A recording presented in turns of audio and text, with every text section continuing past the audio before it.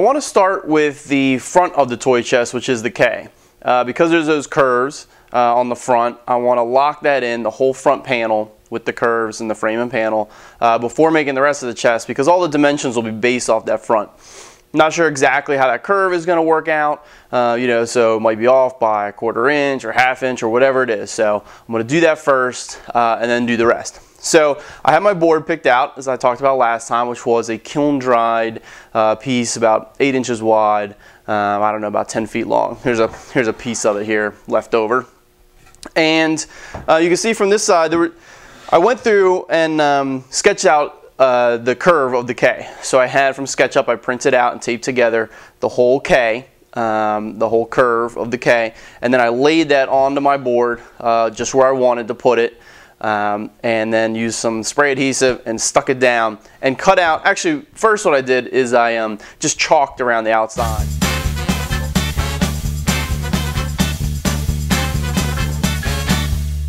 And rough cut that out. And this is actually that roughed out. So you can kind of make out there's a K going down, and then resaw this board, and you flip the other end up, and there you've got 2 legs of your K. All right, chalked that out, roughed it out, which was actually this piece right here. Then what I wanted to do, of course, was to resaw it, and then I was going to work on the final curve. So I went to resaw this, and it went fine. It wasn't great. I didn't do a great job, but it was good enough.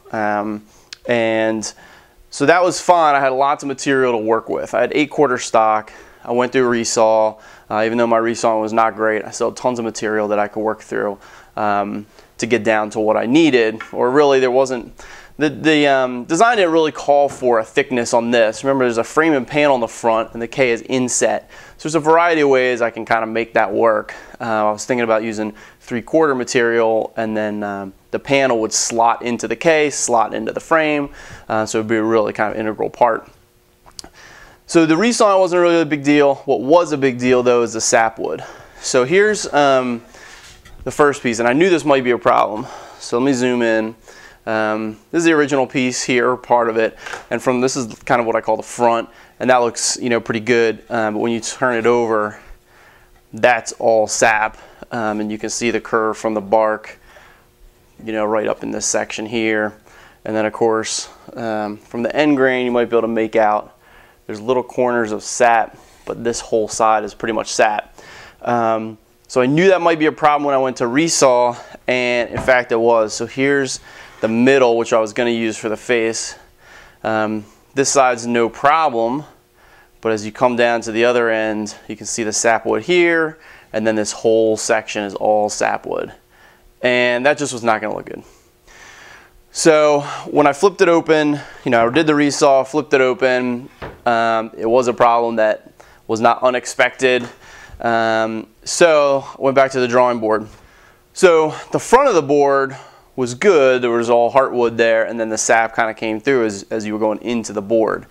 So I liked the front, so I decided instead what I would do, I had, you know, I'd resawn it, so I had the back half, but I had the front half still, and I decided to use that and resaw it, so now we're getting thinner, but again, it's not really a big deal given the design, and go into that and hopefully avoid sapwood. So then what I did was I really defined the K. While I still had the single piece, I went back to the full-scale drawing I had, and I used some spray adhesive and stuck it onto the board.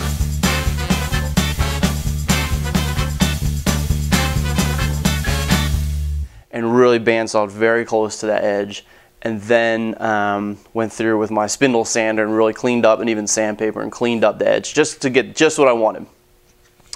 And then I went through, and this is about 3 inches, and I resawed this piece. I ended up using the table saw for that operation. I have much better luck using my table saw. So I did that and split this open and was able to avoid sapwood. So let me see if I can get this oriented the right way. So there it is, split it open, and there's 2 legs of the K, the curves. So then I had my K pieces cut, 2 halves. They flip open and the curves came up. And this curve here would come up all the way up here. But I wanted the two pieces to meet with a straighter edge and then start splitting apart. So I calculated, I put them together, and again the curve was kind of here, so I overlapped them and kind of got them where I wanted. This is on a big template where I would make sure that they were square. I'd go all the way out to the end corners, make sure everything was square as I was working on it, to make sure I was even, you know, top and bottom. You know, I'd have to rotate these a little bit, get them just right. So I marked at the end the overlap, and then marked at the front where they'd start splitting apart. Put them back together and drew a straight line. You can actually almost make out a little bit of the pencil mark there. Drew a straight line and use a saw to cut off most of that, to just quickly go across, and then ended up flushing it up with a hand plane. So put them in the clamp and use my hand plane to make this a nice flat top right there. And now when I go ahead and split them apart, they meet with a nice crisp, beautifully crisp edge, you know, nicely book matched, and a really crisp edge, and then start splitting apart.